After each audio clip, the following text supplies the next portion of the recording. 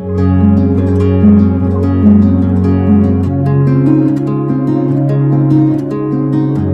and hello everyone, this is Ravindra Babu. Welcome back to my channel Silver 90s Bionet.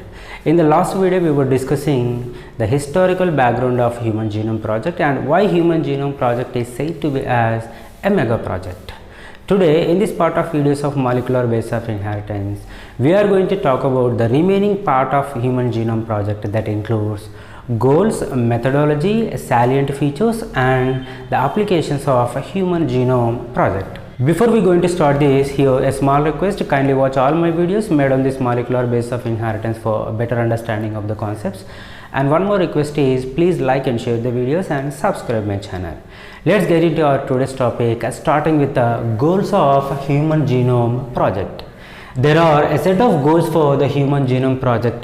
Those are: one is to identify 20,000 to 25,000 genes of human genome. Earlier, the scientists of Human Genome Project expected that the human DNA is having about 20,000 to 25,000 genes.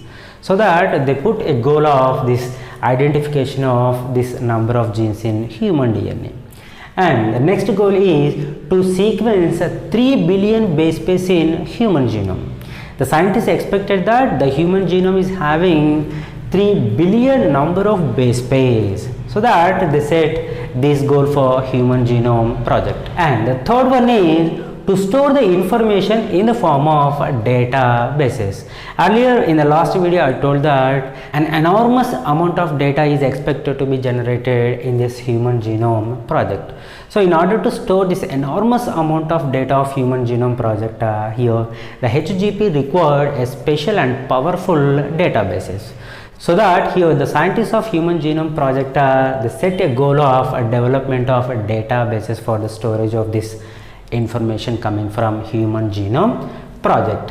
And the third one is to improve tools for the data analysis. To analyze and retrieve this enormous amount of data, here the Human Genome Project required a special type of computational programs.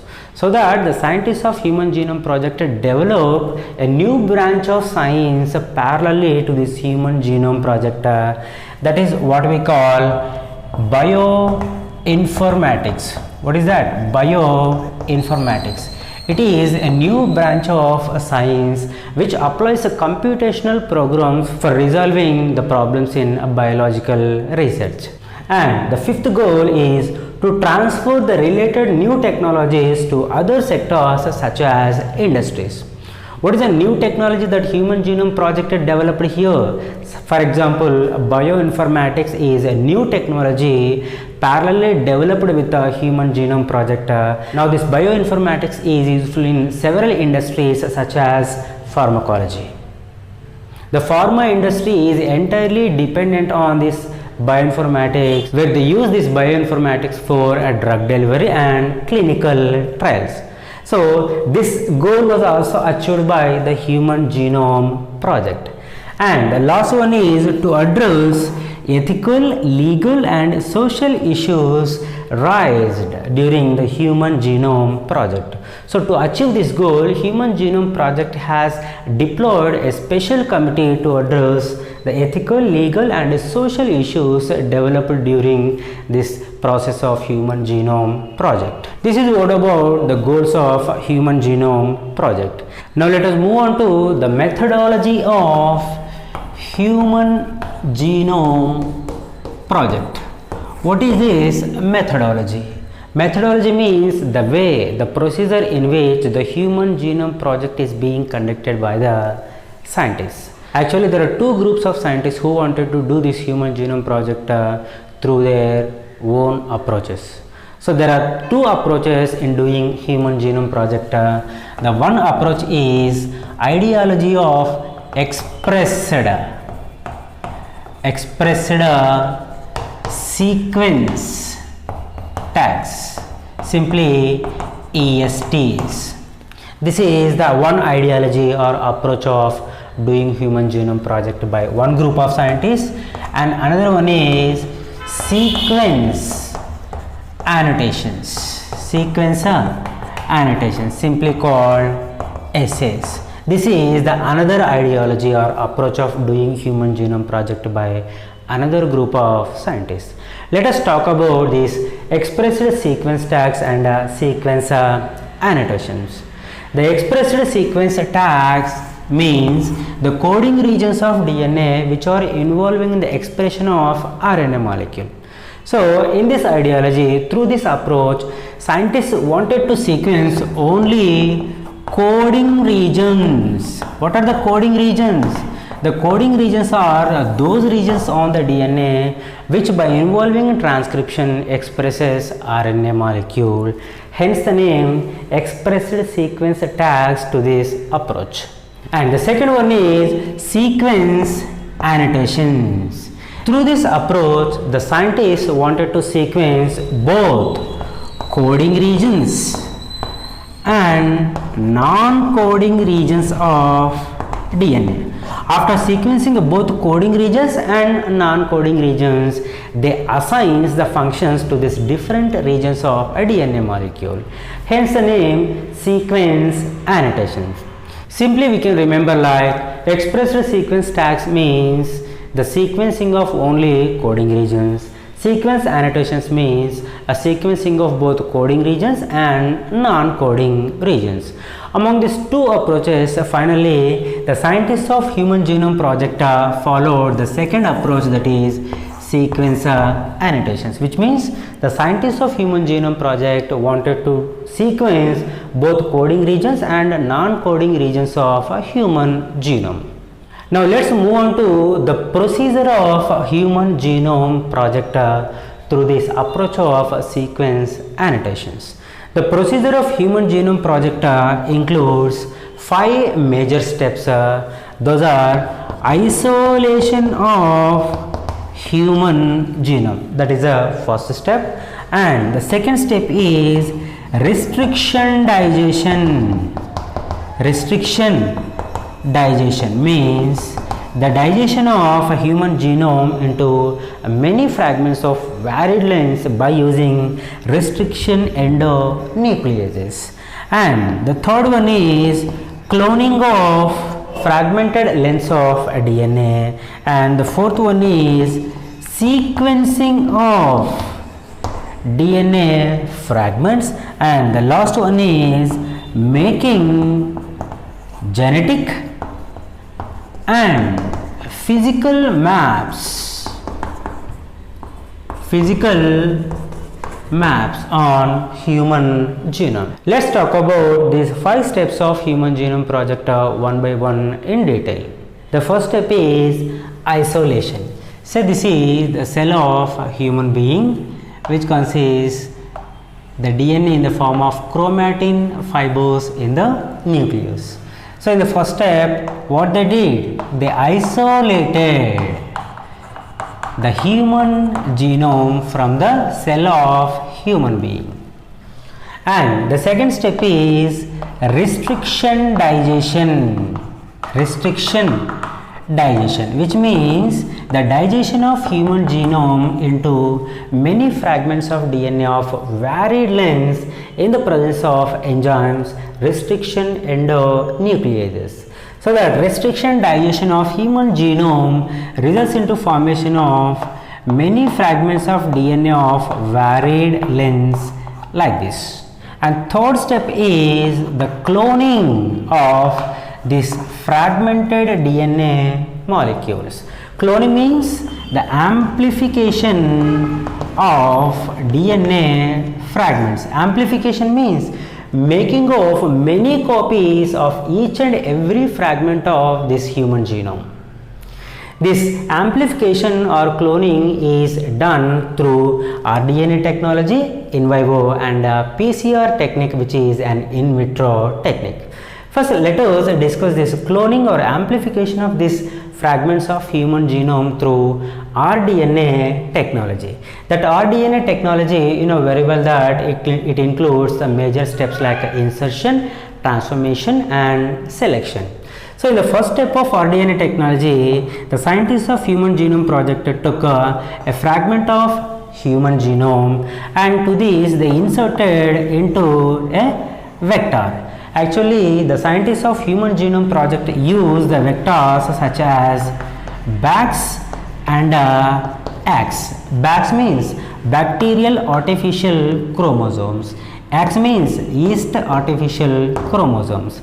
Initially, they used both BAX and X for the cloning of DNA fragments, but at the final stage of Human Genome Project, they used only X as the vectors. These BAX and X are the perfect stable vectors over plasmids and cosmids, because these BAX and X can clone the large segment of DNA fragments. So the insertion of a desired gene of human genome into a vector results into formation of an rDNA molecule. rDNA means the recombined DNA molecule or recombinant DNA molecule, which consists of both the gene of our interest and the vector DNA. Then in the next step of rDNA technology, they introduced these rDNA molecules into a host. That is what we call transformation. Introduction of rDNA molecule into a bacterial host is called transformation, where the rDNA molecule whichever introduced into the host cell undergoes replication several times and makes its own copies like this. What is happening here? Our gene of interest is became into many copies in a bacterial cell. Along with this, whenever this bacterial cell undergoes division, it forms many bacterial cells. Each bacterial cell will have our gene of interest. So what is happening here? The gene of our interest, which is of DNA of human genome, is becoming many copies in the form of bacterial colonies. This is what we call cloning or amplification of DNA fragments in the form of bacterial colonies. Likewise, the scientists of Human Genome Project cloned all the fragments of human genome in the form of bacterial colonies. All the bacterial colonies of all the fragments of human genome is said to be as DNA libraries. The main objective of Human Genome Project is to produce the DNA library of a human genome. This cloning procedure of Human Genome Project can also be achieved through an in vitro technique, that is what we call PCR, polymerase chain reaction, where this polymerase chain reaction requires a special type of instrument called thermocycler. This thermocycler, under certain conditions, it amplifies each segment of DNA into many copies within a seconds. This is the in vitro technique of cloning or amplification of DNA fragments. This is the in vivo technique of cloning or amplification of DNA fragments to form DNA libraries of human genome. Why? Because it includes the living organisms such as a bacteria. Here you may got one doubt that what is the need of cloning before sequencing of these fragmented DNA molecules? Can't we go for sequencing directly without cloning? Actually, it is not possible. Why? Because the cloning provides the many copies of each fragment of DNA. So that, suppose for example, whenever we go for sequencing of a DNA fragment directly with a single copy, sometimes this single copy of DNA fragment may lose or may disrupted. Then what we have to do? Do we go for again isolation and restriction digestion? Okay, if it is happened, that is a foolish thing. So that in order to get many copies of each DNA fragment, first we need to go for cloning, so that we can do a sequencing of a single gene many times. Why? Because we have spare copies of each fragment of a DNA molecule here. That is the purpose of cloning. Another purpose of cloning, just we discussed, that is formation of a DNA libraries to which we can use for further research. This is what about the cloning of Human Genome Project. And the fourth step of Human Genome Project is sequencing. Sequencing means knowing of order of nucleotides on each cloned fragment of DNA molecule of human genome. This method of sequencing of human genome was developed by Frederick Sanger. Frederick Sanger was a scientist who developed an enzymatic method. What method? Enzymatic method for the sequencing of DNA molecules. For that sequencing, he used a special type of equipment called automated DNA sequencers. And the final step is making of genetic and physical maps on the human genome. It is the final and challenging task for a human genome project by which the human genome project assigns the genetic and physical maps on human genome. We can say this in other words as the joining of these sequenced DNA fragments into a single stretch based on their overlapping regions. This can be achieved based on the information on polymorphic restriction endonuclease recognition sites. Restriction endonuclease recognition sites. This can be otherwise called RFLPs. RFLPs is simply pronounced as RFLPs. RFLPs means restriction fragment length polymorphism. Restriction fragment length polymorphism. And another one is microsatellites. So based on the information on the RFLPs and microsatellites, we can join sequenced DNA fragments into a continuous single stretch based on their overlapping regions. First, let us talk about this restriction fragment length polymorphism and then about microsatellites. First, what is the polymorphism? Polymorphism means many forms. The DNA polymorphism means the many forms of DNA within the individuals of a population. The difference in DNA forms may be in terms of length of DNA, may be in terms of sequence of nucleotides. Here the RFLP means the polymorphism in fragment lengths of DNA in the individuals of a population cut by restriction endonucleases. Let me clear about this. Say this is the individual A and this is the genome of individual A and this is the genome of individual B. If we expose these genomes to restriction endonucleases, the restriction endonucleases based on their recognition sites, they cleaves this DNA into different fragments like this. These are the DNA fragments cut after the restriction endonucleases in the organism A, and these are the DNA fragments formed after cutting with the restriction endonucleases in the organism B.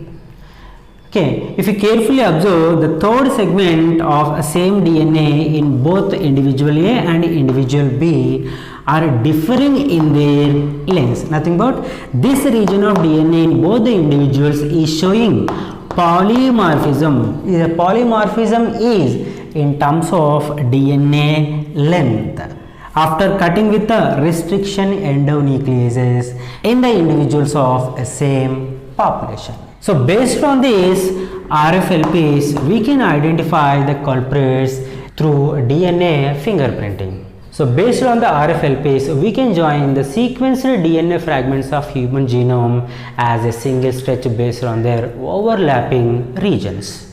And the next thing that can be useful in making of genetic and physical maps in human genome project is microsatellites. The microsatellites are a type of repetitive sequences of DNA in the individuals of a population. So first, if you want to know the microsatellites, first we need to know about satellite DNA. Satellite DNA. The satellite DNA is nothing but highly condensed. What is this?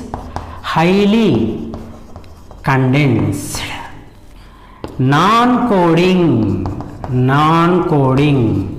repetitive DNA. What is this? Repetitive DNA separated upon centrifugation. So the DNA whichever present in the human genome, which is highly condensed non-coding repetitive DNA which can be separated upon centrifugation, is said to be as satellite DNA. Here repetitive means, what it means repetitive? Say this is a DNA molecule, CCG is the sequence, repeats again and again like this. So the CCG sequence is said to be as a repetitive sequence. This is a normal repetitive sequence which are present side by side. But there is another type of repetitive sequence which repeats on the DNA molecule, but they are present far away with each other. Say same sequence CCG. CCG is a repeated sequence, but it is present far away to the original copy. This type of repetition is called tandem repeats or tandem duplication. This is what? A normal duplication or normal repeats. The normal repeats are those which are present side by side on the DNA. The tandem repeats are those which are present far away from each other on the DNA molecule. Here the satellite DNA is of two types. One is mini satellites and microsatellites. Mini satellites and microsatellites based on the following characteristic features. The mini satellites are the satellite DNA which is rich in GC base pairing, and the length of these mini satellites generally measures about 10 to 60 base pairs. Just now we have seen here, this is a repeat having 3 base pairs.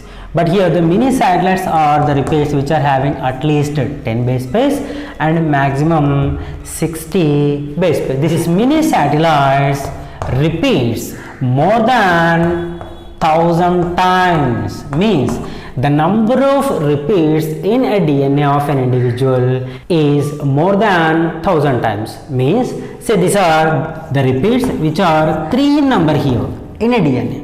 But the mini satellites are the repeating DNA sequences which are more than 1000 times. The number of repeats in the DNA are more than 1000 times.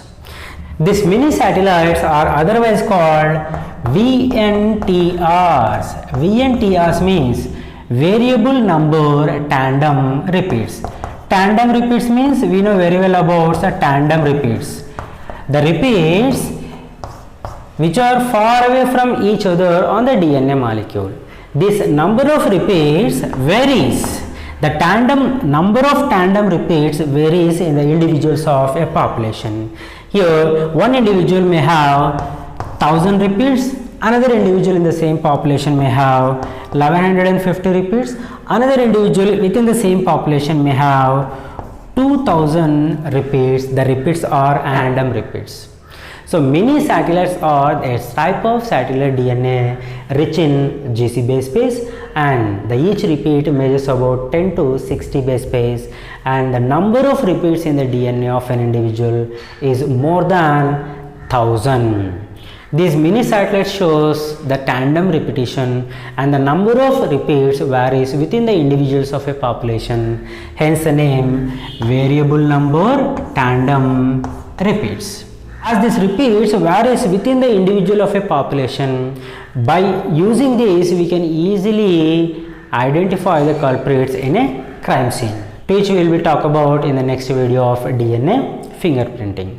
So based on the information of these mini satellites, we can join the sequenced DNA fragments together in the form of a continuous stretch based on their overlapping regions.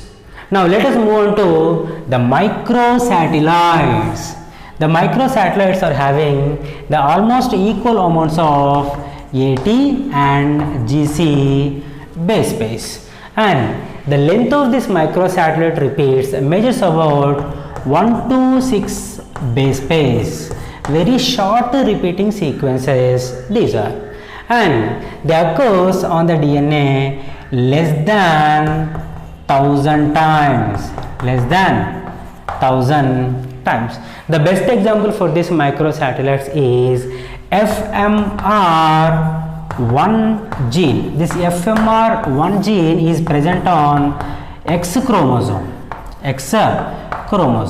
This FMR1 gene having the repeating sequences of CCG about 5 to 60. Whenever the CCG repeats on the X chromosome or within the range of 5 to 60, then the individual will be healthy. If CCG repeats more than 200 in the FMR1 gene of X chromosome, that leads to a disease called Fragile X syndrome. So the increase in the repeats of CCG led to a disease called Fragile X syndrome. Actually, here also the number of repeats within the individuals of a population varies. One individual may have only 5 repeats, one individual may have 10 repeats, one individual of a same population may have 60 repeats.